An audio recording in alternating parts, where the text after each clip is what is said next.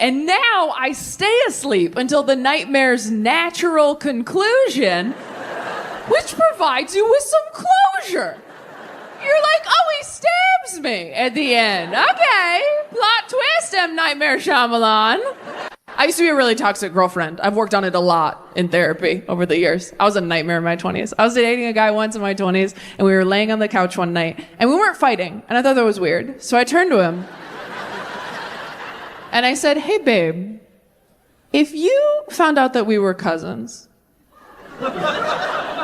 would you break up with me? And he goes, yes. And I was like, whoa, fast. No follow-up questions. You're just out like that. He goes, it's illegal, Taylor. I'm like, so are mushrooms, and we did those. Now you're this law-abiding citizen just because we're cousins? He goes, you're so wrong about this. Ask anyone we know. So I texted the 3 happiest couples in my phone. And I said, hey, if you two found out you're cousins, you didn't know when you met, you haven't known this whole time you've been together, you have the same relationship you've always had, but whoops, you're cousins. Would you break up? And they all wrote back, do we have to tell anybody? And I showed him my phone and I said, that's what love looks like.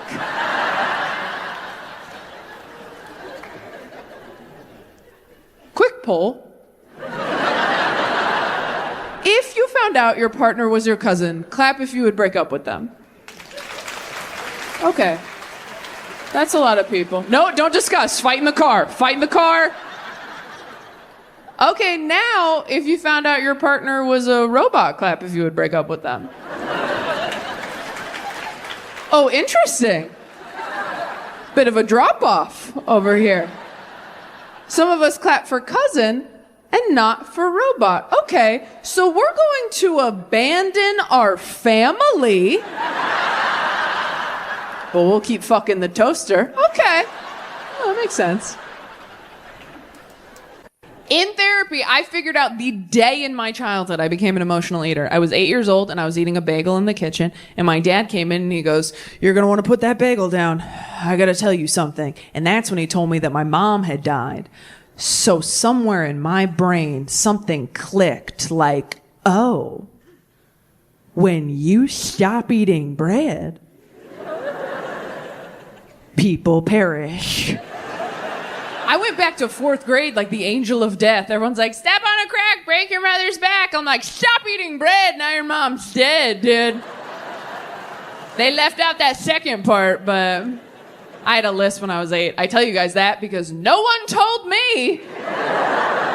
They pulled me aside a year later at school. Someone's like, Taylor, your teacher thinks you might be struggling with a speech impediment. I'm like, what's a speech impediment? Are you sure you have the right person? Because I'm crushing it out there.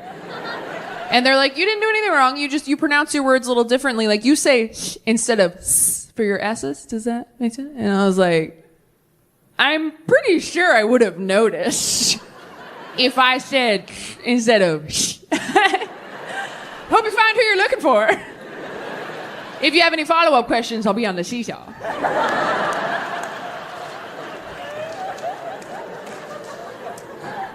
I know dead mom jokes make people uncomfortable. I know that. And if you are uncomfortable, I don't know what to say. You should have worked harder, so it was you up here.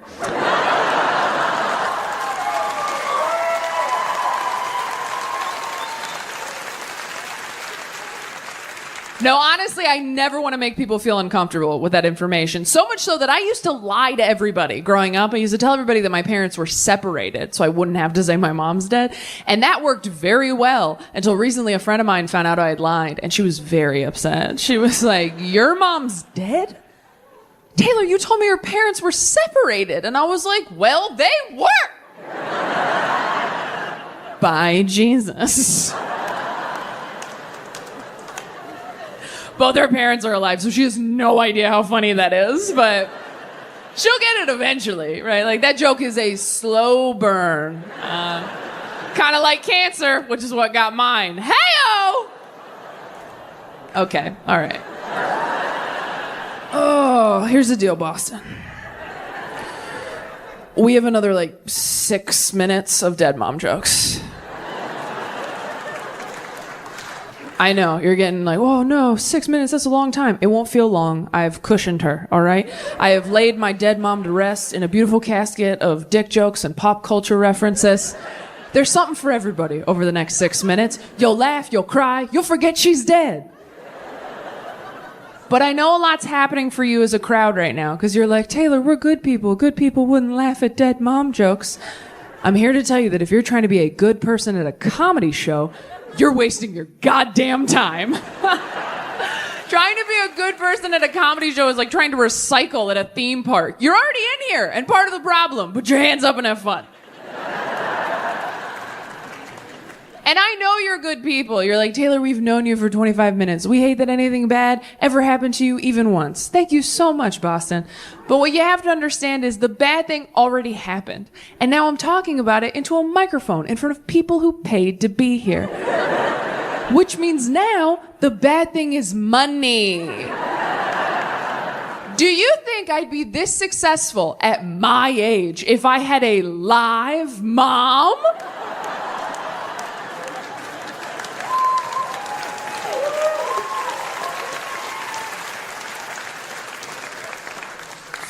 No.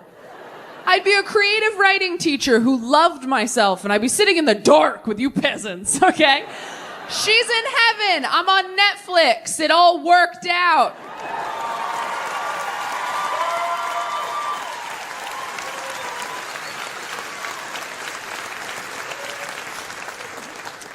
That is a real thing I said in therapy. To which my therapist responded, you should come in twice this week.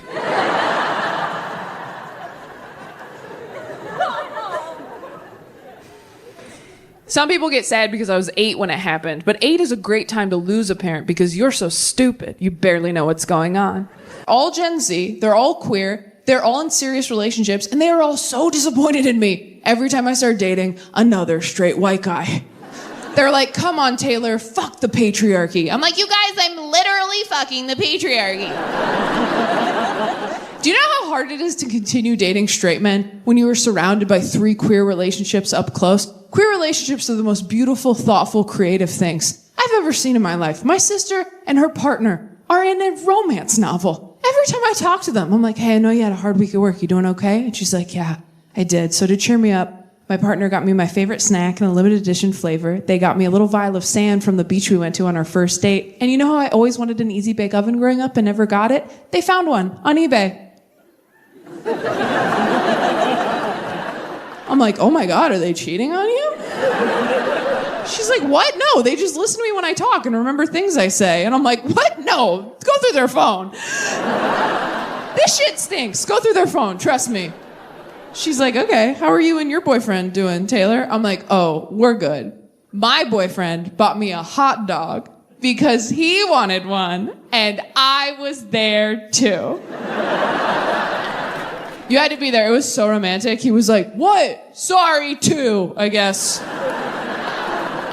I don't mean to shit on straight guys. You're very sweet. I've dated a lot of you, but oh my God, you are so proud of yourselves for almost nothing in a relationship. It is impressive to watch. Honestly, a straight man will put a candle in his bathroom and be like, I changed my whole life for you. And you're like, you didn't even light it, man. It kind of smells like lavender if you get down real close. I'd trade this candle for a slice of empathy, if I'm being honest with you. Have you tried to explain the concept of empathy to a tall, handsome white guy? That is a delicate conversation. You're like, okay, imagine that you're me, but I'm not. Okay. Hard to argue, touche. Imagine that you feel how I feel, but I don't. Okay. Imagine that you could feel how I feel. I never will. Okay. Imagine you're a basketball player. Okay. What else? I like this game. Fine. All right. So in this analogy, you're a basketball player. And you're a really great teammate. How about that? You love your team. You're loyal to your team. You do everything for your team. And your team is not noticing. Your team is not appreciating you for all you do, for the MVP that you are. And this week, your team forgot your birthday. Now, how does that make you feel? That sucks. Yes. Try and get a hot guy to empathize is like try and get a woman to come. They're like, nobody move! We're so close. It's a car alarm. It's a car alarm. Stay focused, please. Work so hard. So anyway, I've been trying to figure out if I'm bisexual or if I just in that joke that I have trouble sleeping, DC. Please, for the love of God, do not DM me articles after this show. I know you mean well, but I promise you I've read every sleep article out there. 3 ways how to sleep better. It is the same recycled tips. Over and over and over. Get a light lavender mist to spray on the cold side of your pillow at twilight. What am I, a witch? Make sure it's really dark and quiet in your room at night. Oh my God, it's supposed to be dark? I'm such a dumb bitch. I've been sleeping under a disco ball because vibes. I didn't know. Okay, dark, quiet, check. Fixed! Why not leave your cell phone in a different room at night? Why don't you put your baby outside?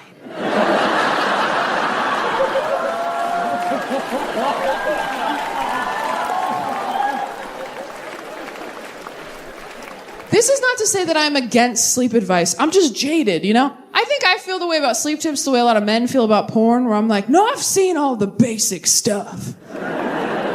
Send me something weird. Now I'm going to ask this question, and let me preface this by saying it's totally okay if nobody has an answer. I ask every audience every night. It's nothing weird. If you think that you have a weird sleep tip that I've never heard of, I've read every article, I've listened to every podcast, I've seen a lot of TikToks, I ask this question to every audience every night of this tour. If you think you have a weird sleep tip that I have never, ever heard of, I would love for you to raise your hand and tell me what that is. That being said, if anybody raises their hand and goes, have you tried the Calm meditation app? I will have you removed. It's okay if no one has one. Does anyone have a weird sleep tip? Oh, we got a confident one right here. What have you got? Masturbate? Bitch, please. You think I haven't tried masturbating? I don't go to sleep, I come to sleep. Next. All right. What else we got? Thanks for playing. All right, what have we got? There's 2 things. Oh. And I do them in order. Okay. You have to do a handstand. I have to do a handstand against the wall? Okay, yoga. No. This sounds like I need to be hotter for this. I can't. All right. I just want to hear the end. So you do a handstand against the wall. Yeah. Just for a couple seconds. Okay. Yeah, just easy breezy, beautiful cover girl. This is how hot people talk. They're like, just do a handstand for 10 seconds. This is no big deal. You're like, some of us are top heavy. All right. Anyway, sorry. Go ahead. Upside down. And then you sleep upside down. Okay, I haven't heard the handstand part, but I have heard sleep upside down because it changes the bed. Yeah. It confuses your body. Yeah, confuse yourself to sleep. Okay, that's one. I've half heard that one. Okay, so, we'll half give it to you. Anybody else think they have a weird one? Like, really weird? It's okay if nobody does. I'm just curious. Okay, who said woo? All right, do it. What do you got? Listen to him talk. Listen to who? This guy. Listen to the guy you're with talk? Are you trying to get left? Or are you trying to offload your partner right now? Like, this one's available if he just talks and talks and talks. You fall asleep eventually. This bit right here. Wow, okay. That was fun. We all stepped in a divorce. Wasn't that a good time? That's the first time that's happened when I asked that question. Every night of the tour. Never gotten one of those. I can take this boring piece of shit home.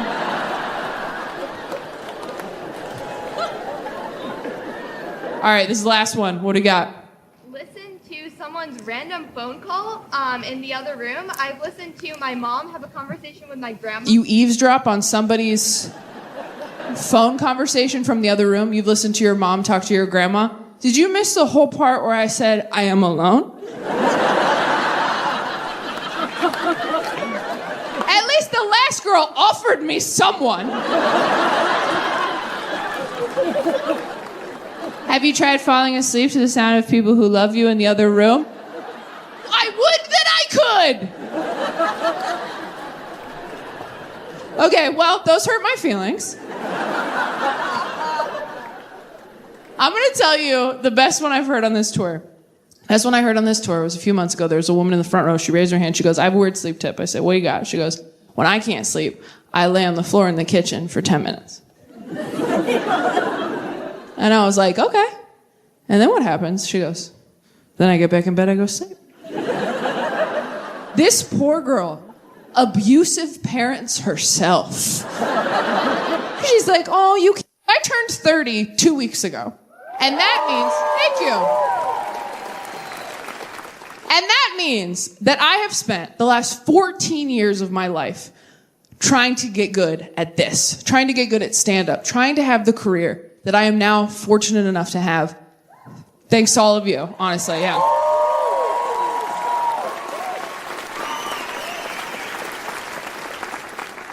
And as grateful as I am, and as lucky as I am, it has really made me, this year especially, go, oh no, I don't know if I'm going to be good at this other stuff.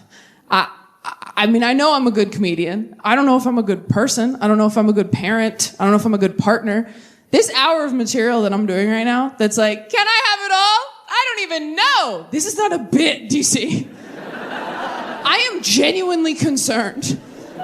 Because I know how hard it is to do this job and be in this business and have a family. I see how hard friends of mine work at it. I also see how little work people put into it. There are a lot of people in this business who are like, you can have kids and travel. They got FaceTime now, which feels like tying your dog up outside a coffee shop and going, I can see him through the window. He's okay.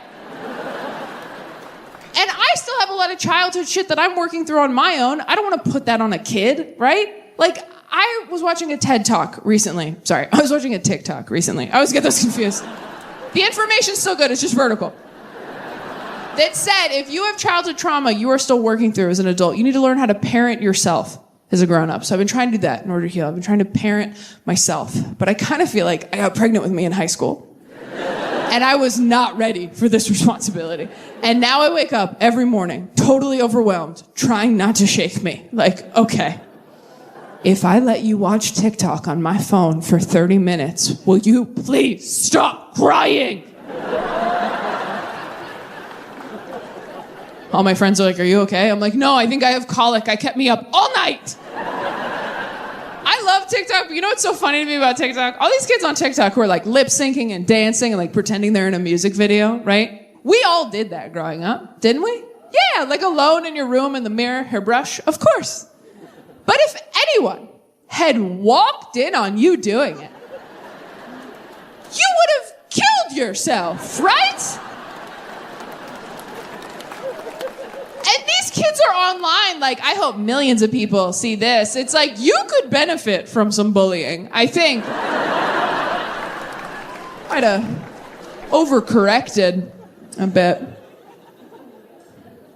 But I do have a lot of friends who are getting married and having kids, and, you know, they're condescending as hell. It's so funny how the same girls who used to wake up drunk on train tracks are now like, I don't know how you stay out past 10 p.m. Your lifestyle's really unhealthy. I'm like, I've seen you snort coke off a rusty bike rack. But you keep sniffing that baby's head like we all forgot.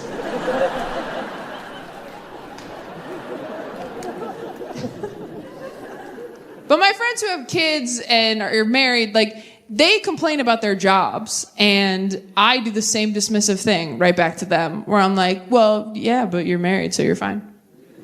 They're like, yeah, but I'm miserable 60 hours of the week. I'm like, yeah, but you have your dream dick, so you're fine. And it's not great, and I think part of it is that we're all turning 30, and 30 was this age in our heads where we're like, well, by 30, we'll have all our shit together, right?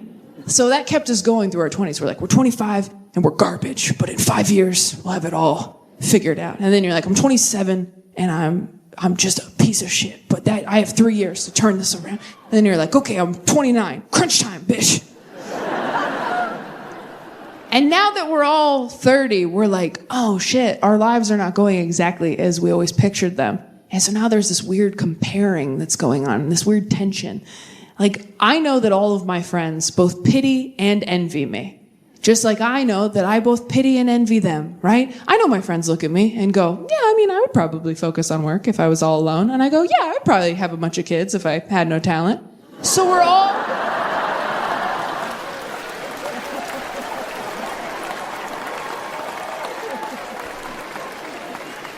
it's not healthy per se. But I do think it's good to focus on what is going right in your life. I think that that's gratitude. I think that that's important. And it has gotten me through a lot of weddings and baby showers to have my dream job. To sit in the back row like, yeah, whatever. Have your bullshit love party. Hope it works out. I'm still gonna have the coolest job of anybody you know. And that was true until somebody married an astronaut.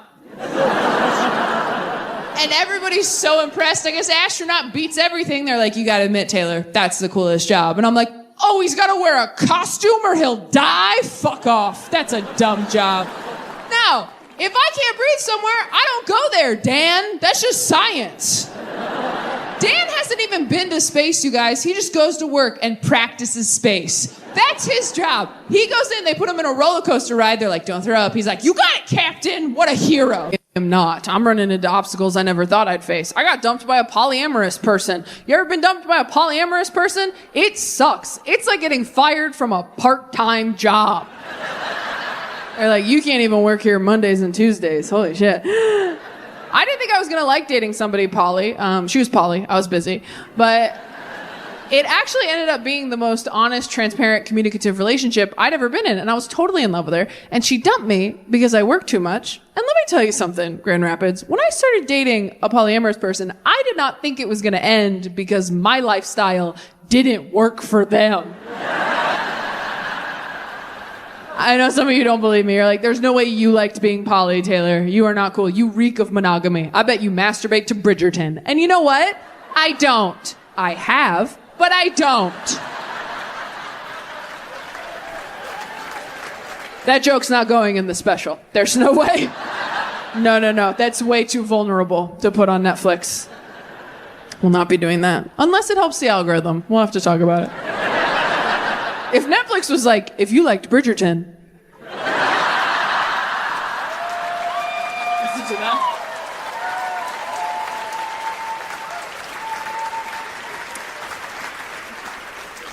We always get the cast of Pirates of the Caribbean. We always get Shigo from Kim Possible. We always get Robin Hood the Fox version. And then people always ask what my queer awakening was. And my queer awakening, I figured out because I was watching home movies of me as a little kid. And I found this video of me talking to my mom when I was like 3 or 4. And do you guys remember the girl deer from Bambi, Pauline? Okay, so apparently Pauline was my queer awakening. And we do have the footage. Why is he best? Because he's just the best. Well, what about Pauline? Isn't she the best too? Yeah, she's very pretty. She makes me like a hot dog in a pan. She makes you like a hot dog in a pan? My goodness, what does that mean? I don't know. Thank you so much, Grand Rapids. I cannot thank you enough. One more time for Sophie Buttle, everybody. I actually did get into a new relationship pretty quickly after I called off my engagement. I wasn't trying to. I really wasn't. A lot of my friends were like, you should stay single for a while. You should maybe get a cat. And I was like, hard pass. I have never left an interaction with a cat feeling better about who I was. Every cat reacts to people the way I react to seeing girls I went to middle school with in a Target. Just like,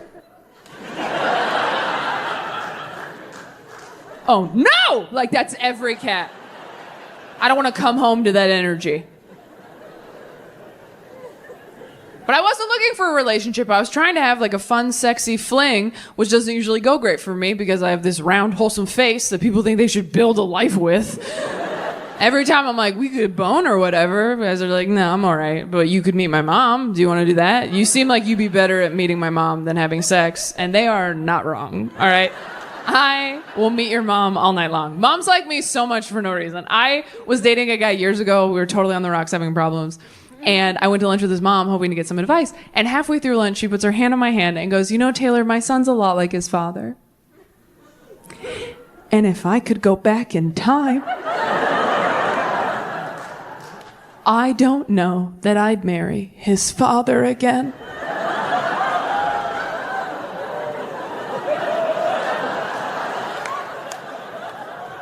And I was like, are you saving my life in this Panera Bread right now? It was like a movie when an older character sacrifices themselves for the good of the journey. Like, she Gandalfed me. She's like, fly, you fool!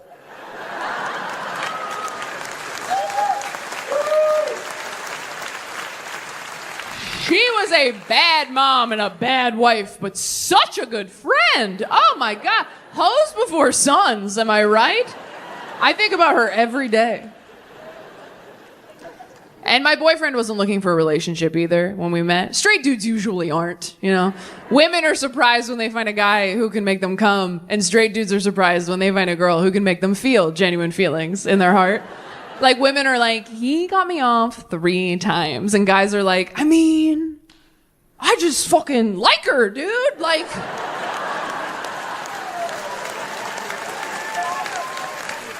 Like, we talked all day. I didn't want to hit her. It was nuts. She's just like my friend. I don't know. I want to like lick her heart, I think. Straight dudes are so proud of themselves for falling in love. It's really cute. They're like, I love you. Hell yeah, buddy. I knew you could get there. Women fall in love. We're like, I love you. Fucking again, you dumb bitch. You were supposed to love you first. You keep skipping that part. It is eat, pray, then love. Oh, God, it's okay. We'll try again in a year and a half.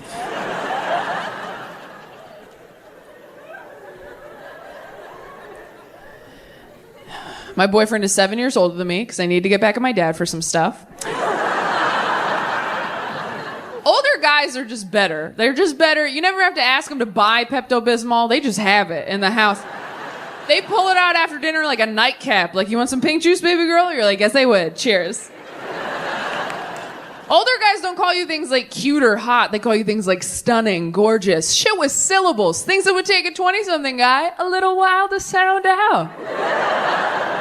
And older guys aren't, like, cute or hot either. You know, they're handsome, distinguished, like old pictures of your grandpa you shouldn't look at too long.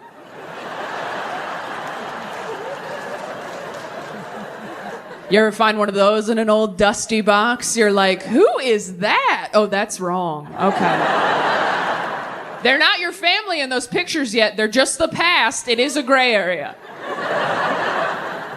Oh, I'll get weirder. You ever see a picture of your parents when they were young and hot and you get like weirdly mad because you know they would have never dated you? I saw a picture of my dad in college football once. I didn't talk to him for 3 weeks. I'm like, you would have left me at a drive-in, you Danny Zuko piece of shit. He's like, what? I'm like, I can't hug you for a year and I don't want to talk about it. My favorite thing about being on a network TV show is that they would bleep all the bad words and cut some of the more raunchy stuff, which means that my religious grandparents could watch the show and it wouldn't hurt their ears as much as my stand-up does. Not to say that my grandparents aren't supportive. They really are. I think that they're doing a really good job trying to understand where their liberal, agnostic grandkids are coming from. I can't stand it when people are too hard on their grandparents. If your grandparents are trying to understand you, you got to give them some grace if they mess up here and there terms-wise. When people are like, oh, well, my grandma cannot remember my pronouns. I'm like, does your grandma remember her address? Grandma's got bigger fish to fry. The light is coming. Also, do you know how old your grandma is? I don't. Mine's been 62 for 40 years. Also, you're taking more pictures of your grandparents than you ever have before, and they've got to know why, and that can't feel good.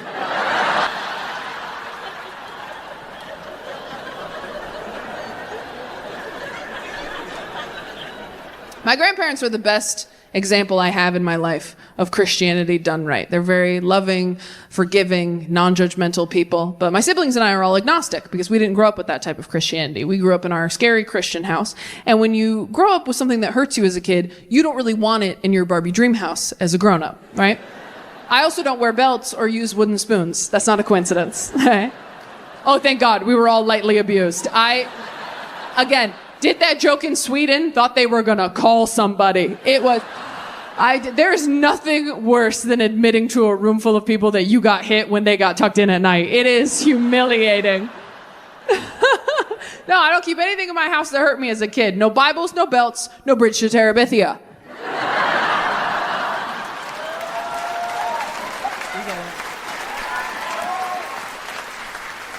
I'm hoping the author sees this and writes me a personalized apology.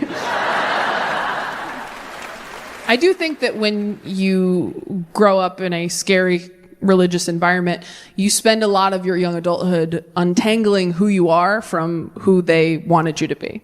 Like, I just came out really good. That was not the feedback I kept getting from romantic partners, by the way. That's not what finally made me get help. Every guy I've ever dated has told me I have trust issues, which is something liars say when you're onto them.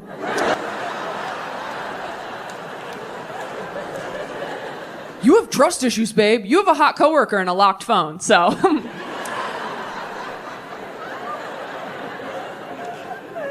I have trust issues, but I earned them, okay? I absolutely earned them. Like, I got cheated on in college. My college boyfriend was sleeping with sex workers behind my back, or prostitutes if you're old and don't know that word's not okay to use anymore. Sometimes older crowd members can get confused because they're like, what is a sex worker? Is that what my granddaughter does on Instagram? And you're like, no. She's just hot. That's a FabFitFun box. That's a different thing. Your granddaughter that's not a job. That's not real.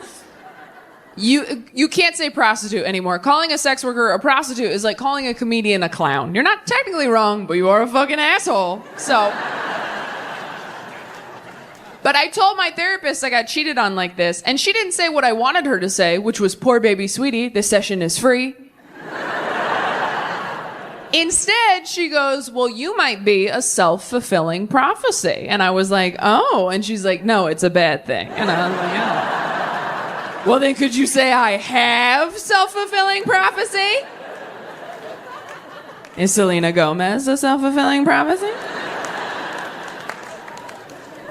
And I said, what does that mean? I'm a self-fulfilling prophecy. And she goes, well, sometimes we expect someone to treat us poorly, so we treat them like they're going to treat us poorly until they do. You thought someone was going to cheat on you, so you treated them like they were going to cheat on you until they did cheat on you. And then you were like, see?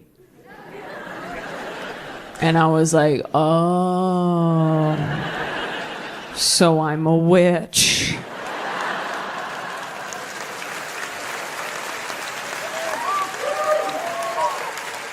And she's like, ooh, so close, you're a bitch. You gotta get that me. I'm like, whatever, all I heard was Gryffindor.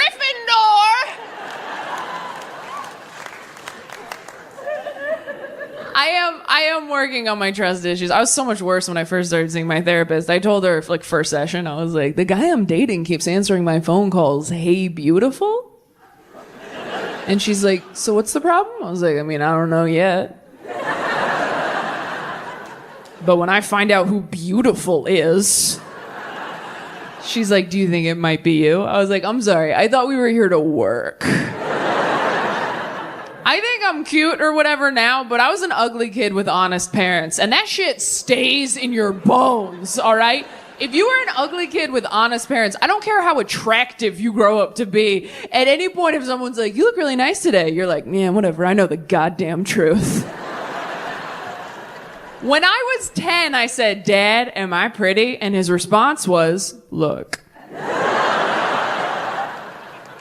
I'm not the best looking guy, right? No, but I wake up every morning and I try. I take a shower, I put on a nice suit, and I do okay. And then he went to work. And I became a comedian, I guess. That was his response to his 10-year-old daughter. Just like, you and me, potato face. These are the cards we were dealt. Get clean and match. That's all you can do. Don't sleep on wet hair. Can't do that. Maybe wear a hat sometimes. Cover up some of that head. I'm sorry, there's so much of it. I think I'm pretty. I have a big head. I know I do, because every guy I've ever dated has made a point to be like, I love your big head. That's my favorite thing guys do when they compliment the thing you hate most about yourself. They're like, I love your soft arms. You're like, okay. Yeah? I love your weird balls. How does it feel? How does it feel to be accepted? I'm a nightmare to date.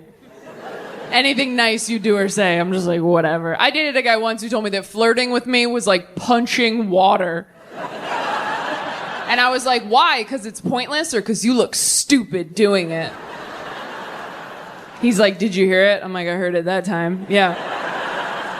And then he cheated on me. So, prophecy fulfilled. I can't help it. At the beginning of a relationship with a guy, I just assume anything nice he does is a move he pulls on everybody. And I'm not gonna fall for your choreography, sir. I'm like, oh, is this your move? You open the car door for me on the date? This is like your move. This is how you do it. It's cute. Bet that works a lot. Oh, is this your move? You go with me to my grandpa's funeral, hold an umbrella over my head in the rain? This is like your move. This is how you do it. Like, oops, don't get wet. Oops, I am. Whatever.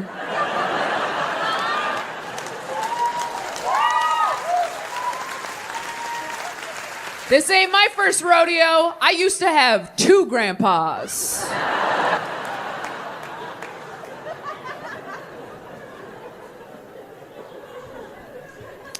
Oh, is this your move? You die next to me in a hospital bed at 86 years old, holding my hand for all eternity? This is like your move? This is how you get pussy? He's like, we've been together for 60 years. I'm like, you're a fuckboy, and I know it. Don't bury me with this guy. He's been dying with other people behind my back. I can't prove it. Check his phone when he uses the bedpan. At 6. Okay, like 6:30. Do you have time to feel abandoned and worthless? Okay. 6:30 in the parking lot. It's a date. I love you so much. You're doing a great job at work. Bye. That's never happened to me once. Every feeling I have demands to be felt immediately. Every feeling I have demands its own parade. Every feeling I have just turns into that scene from Aladdin where he's pretending to be a prince. It's like, OMG, Taylor's hungry. This could get dicey. Needs a sandwich. Now she's a bitch. Take it from me. But I'm glad I've had this year to work on this stuff because I needed it. A parent die young, you tend to think about death a lot more than other people. I certainly do. I tend to jump to the worst possible scenario. I catastrophize constantly, much to the detriment of many of my relationships. I was dating a guy once and I said, hey babe, when you don't hear back from me for a few hours, do you ever get scared that something bad might have happened to me? And he goes, no. I get scared you're mad at me. Men would rather you be dead than mad at them. Men would rather be in mourning than in trouble. That's the truth. If a guy misses 5 calls from his wife, he's like, oh, I hope this is the paramedic who found her.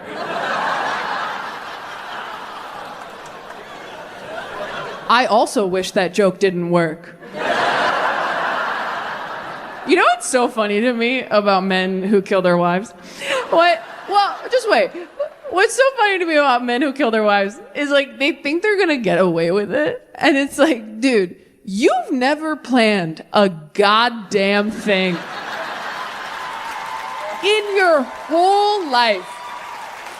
You've never made a dinner reservation and now you're gonna hide a body?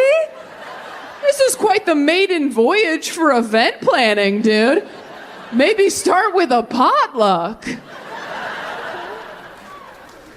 I do think I've spent a lot of my life being really scared of death. I called off my engagement. Don't do that. Your happiest married friend doesn't remember what it's like to be heartbroken. She's like, well, what are you going to do now? You going to get back out there? Are you seeing anybody? And I was like, nope, just going to focus on my career for a little bit. And she's like, well, why can't you focus on a career and a relationship at the same time? And I was like, how do I explain this in a way you might understand? Why can't I focus on a career and a relationship?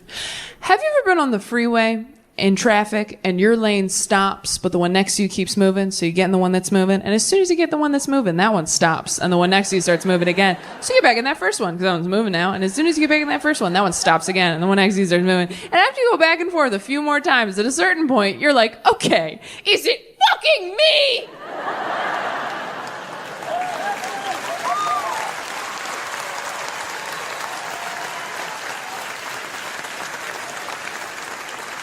And And she's like, yeah, I don't know if I get it because, John and I, we usually just get in the carpool lane.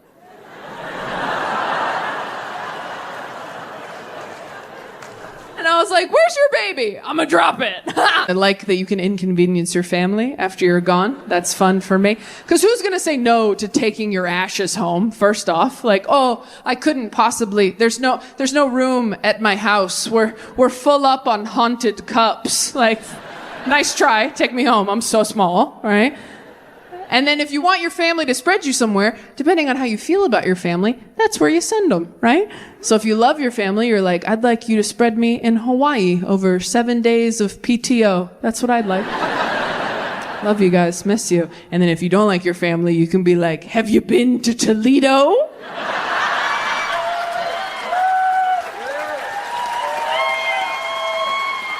In January.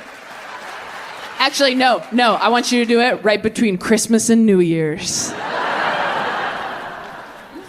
My mom was cremated, and after my mom died, my dad got remarried, and when my dad got remarried, he gave my mom's ashes to my grandma because return to sender, I guess. You're right, I am so sorry. Return to manufacturer, that's what it is. And his reasoning was, he was like, look, I'm getting remarried and I can't take these into another woman's home. And as his daughter, I was like, yes, you can. But as an adult woman now, I'm like, oh, no, you can't. I've dated straight men. I don't like it when they follow their exes on Instagram. You're telling me if he brought a little baggie of her bones inside and was like, this lives under the TV forever, I'd be like, cool, love that there. No, I'd be passive aggressive at best. I would probably flush a teaspoon of her every day. Just.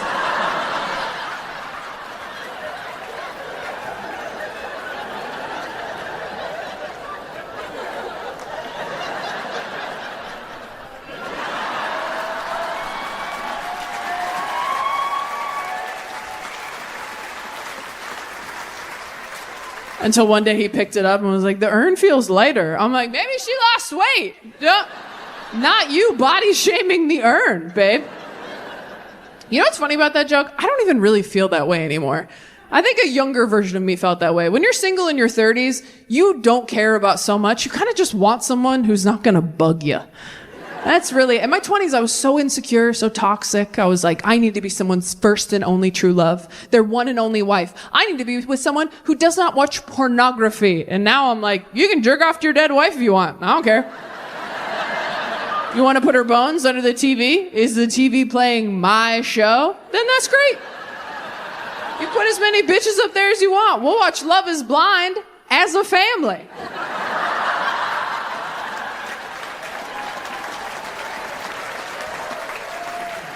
I told my buddy Dustin that, and he goes, what if you married a guy who was still in love with his dead wife? And I was like, she's not coming back. That's his thing to deal with. You know, lock yourself in the bathroom, smell her shirts, cry it out. But we're going to Chili's at 5. And the coupon's for 2, not 3. So get it all out of your system, babe. Hell, jerk off into the urn if you want. Hey, when life gives you lemons, make cement or whatever. It's romantic. She can swallow one last time.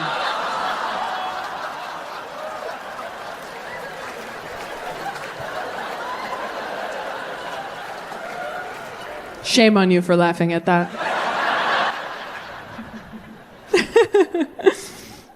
I do think my biggest issue with church wasn't that they wanted us to save people. It's that they wouldn't let you make a good point, right? Anytime you were growing up in church, you were like, well, you have to admit, it was pretty messed up when God did this in the Bible. They'd be like, well, that was the Old Testament, you know? That was before God stopped drinking. Like, that was a different guy. Yeah, he's kind of a fuckboy back there, and then he had a kid, and he's like, I'm different now, you know? He's like, I was in a fraternity. Of course I was drowning people. Like, people change. Anytime you had an unanswerable question at church, they always said the same thing. They'd go, that's a great question. And we can ask God that when we get to heaven. Which, like, if you were God, how pissed would you be that they were sending people up to heaven like that with a bunch of questions for you? You're God. You made everything and everyone. You probably just want to do the ta-da, heaven part. And now every time someone dies, you have to do a press conference? Every time someone dies, you're like, hey, welcome to heaven. They're like, okay, but first, God, when a kid dies, right, and they didn't say the prayer and they didn't get saved, that's an automatic heaven, right, God? You wouldn't send a kid to hell, right, God? Right, God? Right, God? Right, God? And God's like, fucking...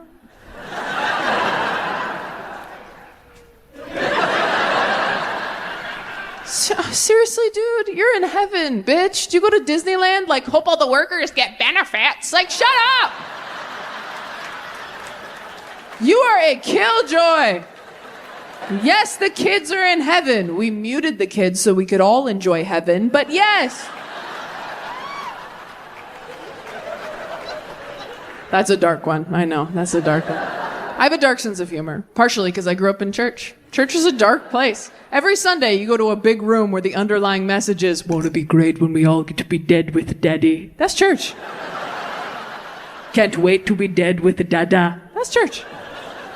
But I can't blame church entirely. I've been masturbating like this my entire adult life, and I recently mentioned it to a friend of mine. And you ever say something out loud and realize you never should have ever? I said it so casually over brunch, didn't even think about it. I was like, oh yeah, I mean, I don't think about anything. Well, I do that. And she was like, what? She put her fork down. What? You don't think about anything? And I was like, oh no, I mean, I think some stuff, obviously. And she was like, what do you think about? And I was like, oh, you know, just like, almost there, making a good time. You know, just like road trip thoughts, like, keep your hands steady, don't fall asleep. Can't wait to get there so I can eat. Better hurry up, Taco Bell's gonna close, you know.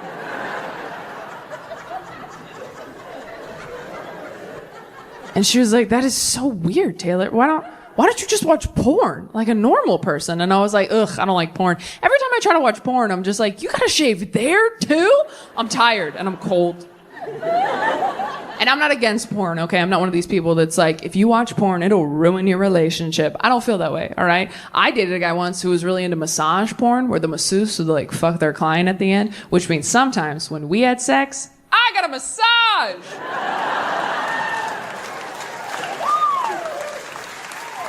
That's an example of porn working for you. But my friend was like horrified. She was like, Taylor, this like monk masturbation thing you do, it is so much creepier and weirder than any porn I've ever seen. And I've seen most of it. And she goes, there are so many different options porn-wise on the internet now. You just go home and Google porn for women, okay? Just do it, I promise. Porn for women. And so I went home and I Googled porn for women so I wouldn't be weird at brunch.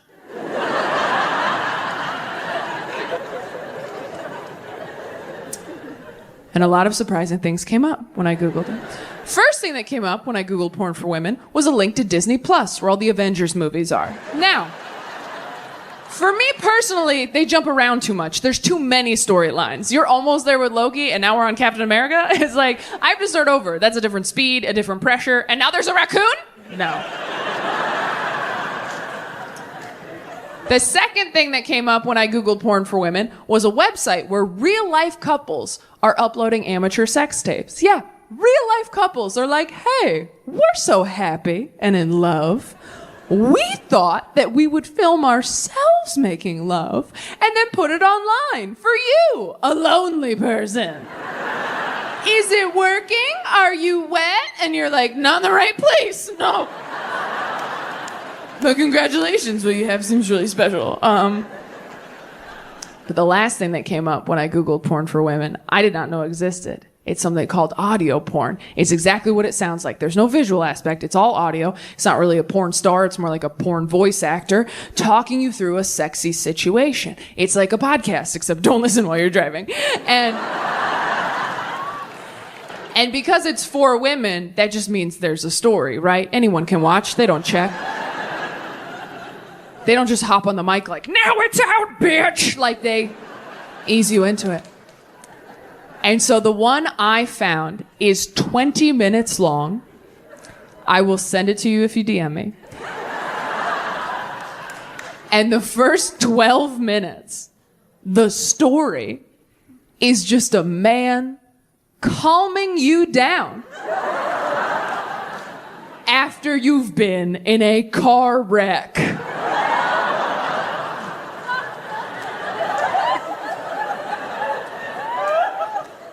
That is the foreplay.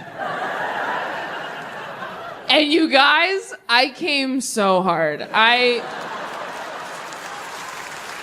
mean, I didn't even make it to the sex part. It was the comfort alone. He's like, it's okay, take some deep breaths, don't worry.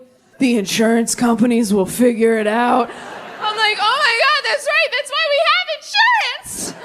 By the time he was like, what else can I do? Should I go down on you? I was like, nah, man, I got Allstate. I'm in good hands. But I had to make a lot of decisions when I wrote my will. I had to choose who was going to pull the plug if I'm in a coma. So I picked my sibling Bryn, because they are going to inherit my money if I die. And I was like, earn it, dude, right? I go, you decide when that money drops. And they were like, okay, well, if you're in a coma not responding to anything, what do you want me to do? How long do you want me to wait? And I was like, here's what I want you to do. I want you to start Parks and Rec from the beginning. And I want you to keep it playing all day, all night in my hospital room. If we get to the end of that show and I have not woken up yet, start The Office. And then when Steve Carell leaves, just kill me. Do not make me watch Andy be manager. Don't do that to me again. Don't do that.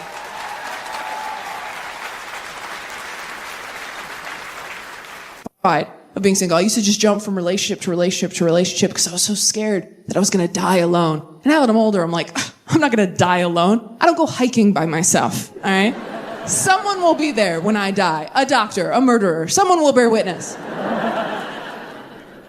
But I've been single for the last year now, and it has been the most relaxing year of my entire life. It has been lovely. Waking up every day going, oh, no one's going to make me cry today but me. The peace, it's lovely. Here's the thing. Being single is not what sucks. Dating is what sucks. And you can opt out of that. Dating is what's shitty. The constant push and pull of hope and disappointment. Dating feels like being a stuffed animal in a claw machine. Like, oh my God, it's happening! No, it's not.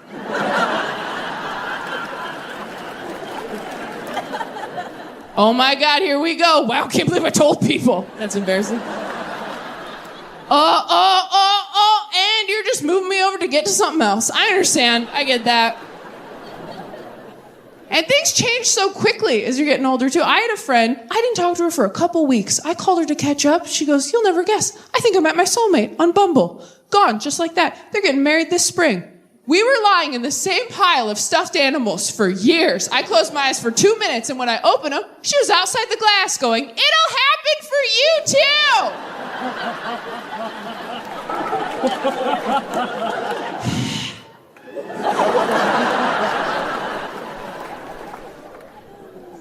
I love being the neutral friend who's not dating, because as you get closer to 30, breakups get more and more devastating. Half my friends are getting engaged, and the other half are going through the worst breakup of all time with the person they thought they were going to die with, which means half the phone calls I get are, I'm getting married, and the other half are, I'm getting old, and I'm like, I am getting Taco Bell. Who wants something? Taco Bell, good for every occasion. Nothing will make you more grateful to be single than watching your friend go through a devastating breakup. That's messed up to say, but it's the truth. I have a friend just went through a breakup, still follows her ex on social media because they're trying to be mature and evolved. Rookie mistake. Her ex just posted a photo of him and his new girlfriend, who is a model. I know, don't worry, we all called her. We're like, hey, how's it going? Have you been online today? Because we were thinking maybe doing like a no screens day. We were thinking maybe we just power down, get a quilt, find a field, maybe crack the Bible open one more time. I don't know. She's like, I already saw it. We're like, oh, we're too late. Okay, are you okay? She's like, no, honestly, I wish he was just like dating a man instead. And we're like, oh, you are so problematic, Trish. Why? Why would that be better for you if he was just dating a man instead? She goes, no, listen, because then if he dumped me for a man, it would be like, well, okay, then he just wanted something that I could never be. And we were like, well, yeah, I mean, that's kind of...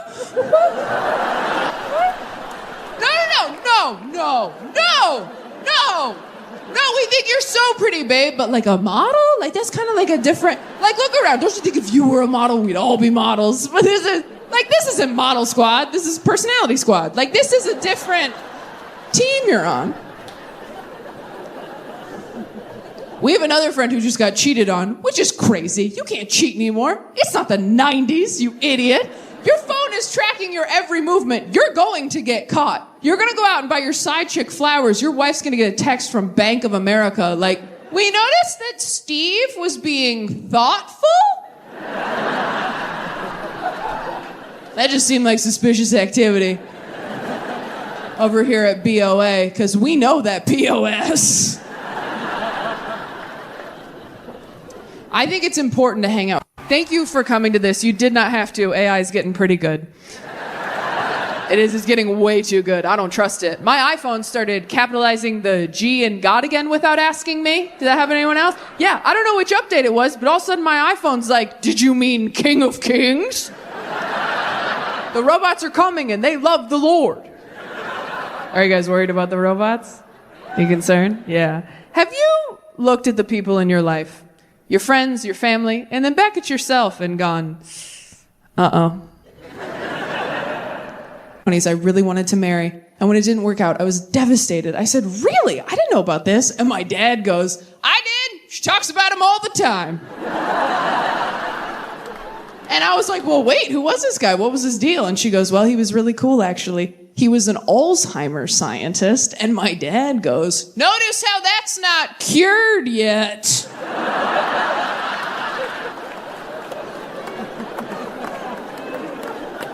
And she's like, wow, honey, well, I hope we never get Alzheimer's. He's like, I hope we do, so we can all forget about this guy. I used to be way too loose with who I asked relationship advice from. I used to ask people in the audience, total strangers. I asked a couple in the front row of a show once, 2 couples therapists who had married each other. Which, I know, you ever see like quadruple stuffed Oreos and you're like, enough, right? That is a hat on a hat. It's excessive. But I was like, wow, 2 off-duty couples therapists. You gotta ask them, right? I said, do you guys have any advice for people in relationships, maybe people who are fighting a lot? And they said, we do. You know how a lot of people have a safe word to stop sex? Everyone needs to have a safe word during fights. So I asked a married friend of mine, I said, do you guys have a safe word for fights? And he was like, what? I'm like, it's a word that when you say it during the fight, it stops the fight. And he goes, oh yeah, we have one of those. I said, really? What is it? He goes, cunt.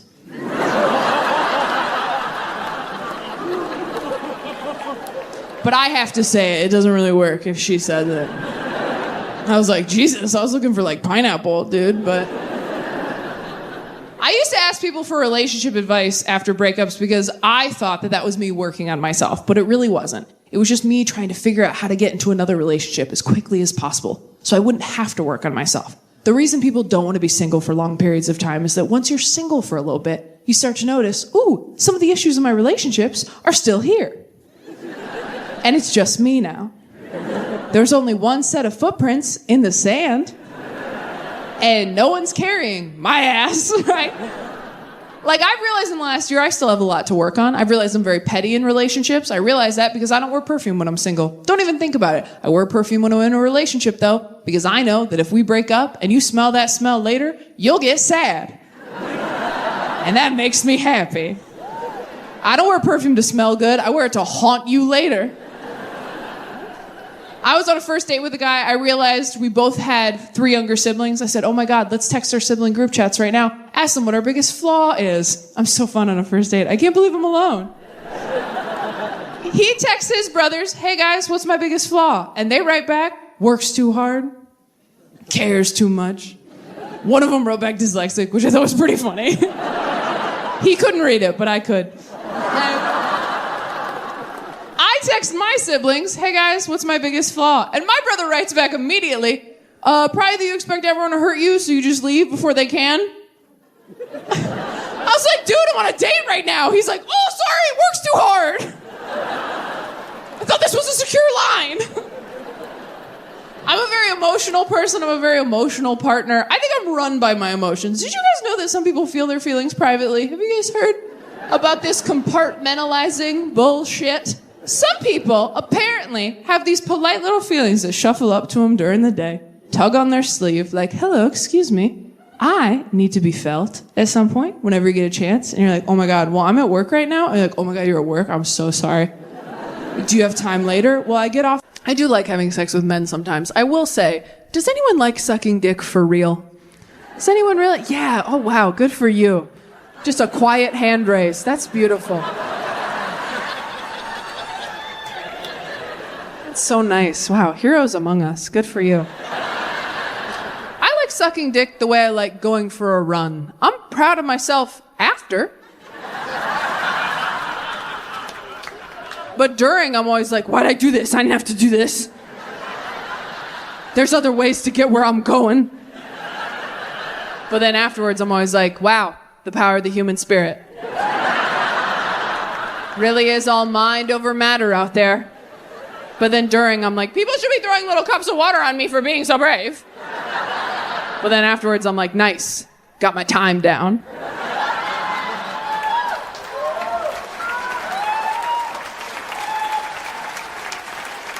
We're trying to get faster, not better. I remember I was so scared to start going down on women. And then I went down on a girl for the first time and I was like, oh my God, that was so much better. I was so mad at my whole life. I was like, you're telling me this whole time I could have been licking ice creams. And instead I've been swallowing swords?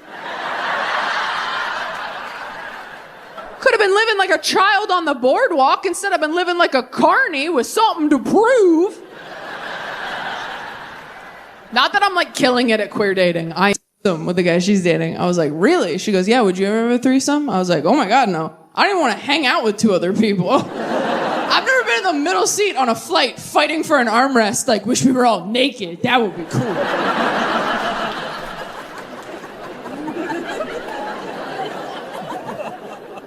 I don't even think I could date an extrovert again. I dated an extrovert once. We moved in together. The first week we lived together, he's like, hey, what if we had some people over? I was like, look, if you don't want to be with me, just say so. You want to have people over? Over what? My dead body?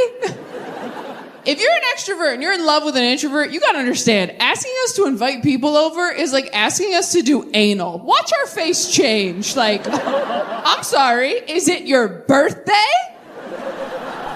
Seems like a big ask for a random Tuesday.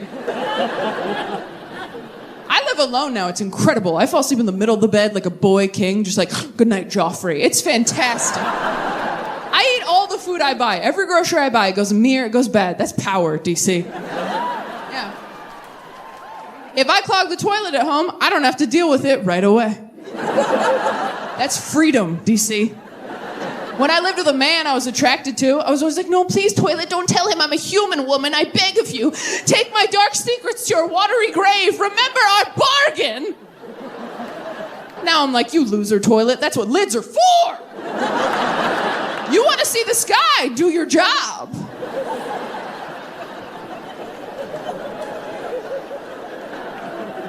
I was so afraid of being single all throughout my 20s. I was terrified as queer in the last couple of years. And, oh, thank you. Thank you. That's really nice of you. Because let me tell you, coming out as bisexual at 30 feels like saying to a waiter, by the way, it's my birthday. They're like, cool, sing to yourself. You're a grown woman, so. You're like, excuse me, I was very brave. I just came out. They're like, yeah, but the coast was clear, wasn't it, babe? Like, I would have come out sooner, but I have 3 younger siblings, and they're all queer, and they kept coming out. They just kept popping out like little groundhogs, and every time another one popped out, I was like, well, that's 6 more months of heterosexuality for me, I guess. I was also hesitant to come out as bisexual because there's a stigma around it, right? When you say you're bisexual, a lot of people assume that you are good at sex, and I'm not, guys, and I refuse to get better. All right? I'm not learning any more tricks, okay? I turned 30, I was like, shut it down. As Jesus said, it is finished. I'm hitting save progress. I'm gonna die on this level. But But I didn't want to tarnish the brand of bisexuality. I didn't want to bring down the team. I have so many queer friends who are so open and free with their sexualities. It's like, oh, it's so fun. I have so many like Samanthas in my friend group, and they're so fun and inspiring. But I also think we need some gay prude representation as well. Therapy gets a lot better when you're single too, because you have time to dig into things like that. When you're in a relationship, you waste half of every therapy session going over all the shit your partner won't go to therapy for. When you're single, that's an hour of you every week. It's almost too much time. You really got to start doing your homework on your days off. After my last breakup, I was coming into therapy hot every week with ideas like, hey, you know what I realized this week? The elementary school I went to growing up, across the street from a cemetery.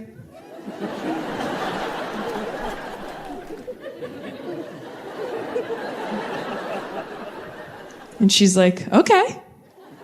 And I'm like, I don't know, but that really seems like something, doesn't it? I bring the ingredients, you bake the cake. I'm not a doctor. I went down deep inside me, found something scary, brought it back up to you. I was so brave. Where's my treat?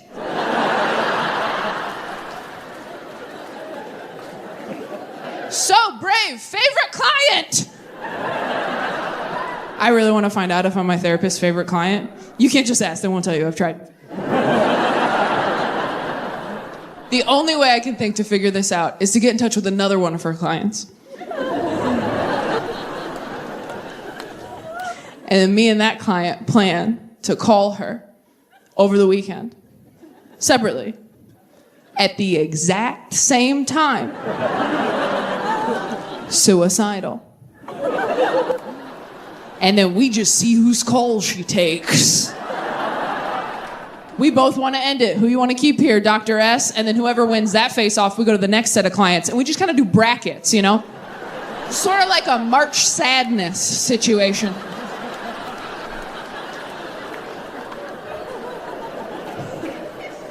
Play an important role in their lives. I love to third wheel it with my married friends. Go out to dinner, see a movie. Because I love that moment when they walk up to meet me in front of the restaurant. And I can tell that they've been fighting in the car. Married people think you hide it so well. You're just like, let's just table it till later. Let's just table it till later and have a nice evening. And then you come in real sweaty like, hey, it's good to see you. Glad we're finally doing this. Did they bring bread? They should have brought bread. The bread should have beat us here. Hey, can we get some bread, please? Can we get something to do with our hands other than attack each other, please? How are you? Tell us about you. Don't make me look at her. Don't make me look at her. And that's when you, as a single friend, get to tell your married friends all about dating nowadays. You get to tell them about the ghosting and the catfishing and the deep fake AI porn. And you know they get back in the car a few hours later like...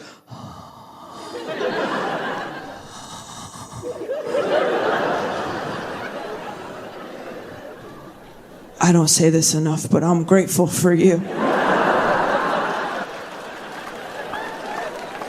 Hang out with your married friends. Go to their barbecue. I'd love to come. What can I bring? Ice, dessert, perspective. You want to know what the best part about being single is, though? I thought I was on an antidepressant. It turns out I'm not. It turns out I'm actually on a mood stabilizer that they use as an antidepressant. Fun fact about prescription drugs. Everything they prescribe, they actually use for like 4 different things.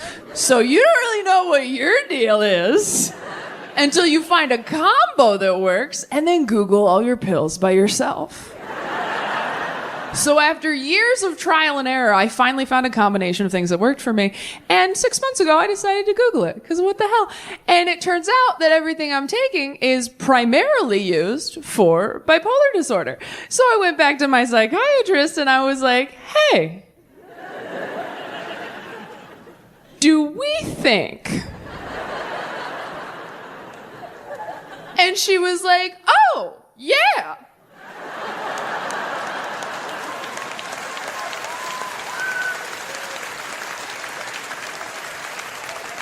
And I was like, is this how you fucking tell people? And she's like, no, of course not. We didn't know. I'm glad we figured it out. And I was like, we? I said, you really didn't know that I was bipolar? And she goes, no, of course not. We thought we were treating anxiety and depression. And I said, okay. Because this kind of feels like a putting your dog's medication in cheese situation.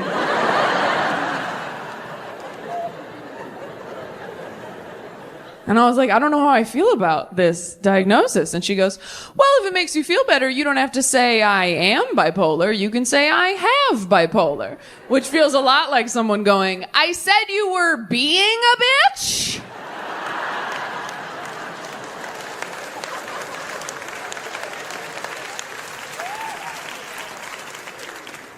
I'm so glad I know that I'm bipolar now. I mean, I have the right meds. I got a mood ring. I'm handling it. But when I first found out, it was a very tough pill to swallow, and I've swallowed a lot of pills. Because when you first find out something like that, you're like, oh man, am I gonna tell anybody? Should I tell anybody? And if I do tell people, am I hot and or talented enough to be an inspiration?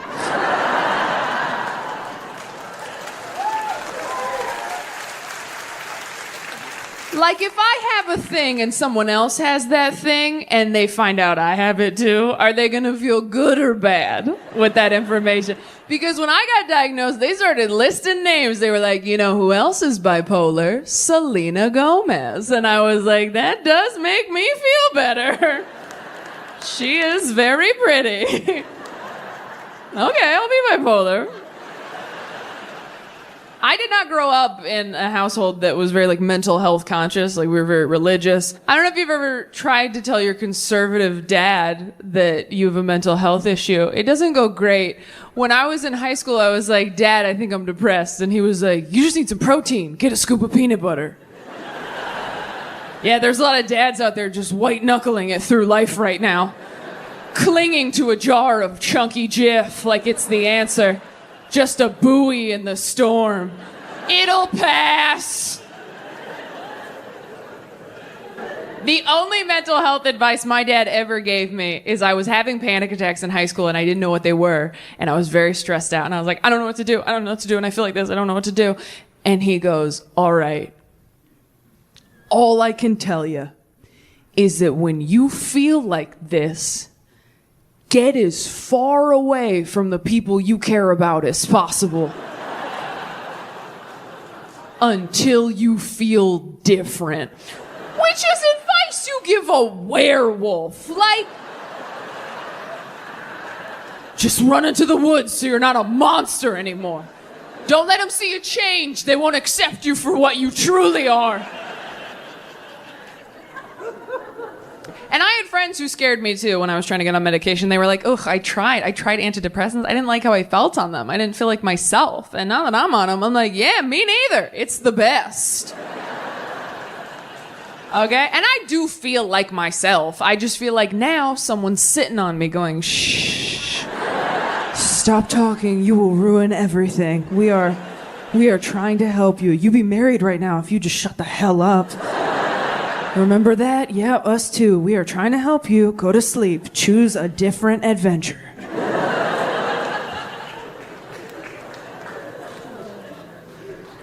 And they warn you about the side effects when you get on medication. They go, you know, your sex drive might go down. And I'll be honest, I have experienced that since I got on medication. But I can't tell if my sex drive is lower or if my self-esteem is just higher now. You know? It's like, am I not in the mood or do I just not need the validation? Which is it? Because depression will bring you to your knees and you're like, while I'm down here, might as well make someone feel good. I do not want to waste a trip. If you're not laughing, congrats on your serotonin. And if you're like, what's serotonin? Don't worry, you have enough.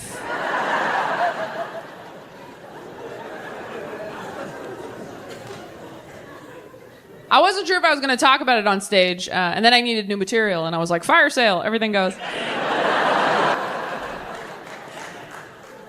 No, truthfully, I was surprised that I felt so bad about it, because I think I'm pretty open-minded, and I don't think anybody should feel bad if they get diagnosed with a mental illness, because it's just information about you that helps you know how to take better care of yourself. Yeah.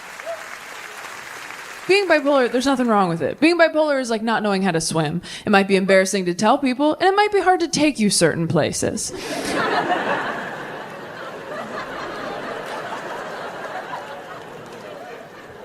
But they have arm floaties. And if you just take your arm floaties, you can go wherever the hell you want. And I know some of you are like, but Taylor, what if people judge me for taking arm floaties? Well, those people don't care if you live or die. So maybe who cares? Maybe fuck those people a little. I don't know.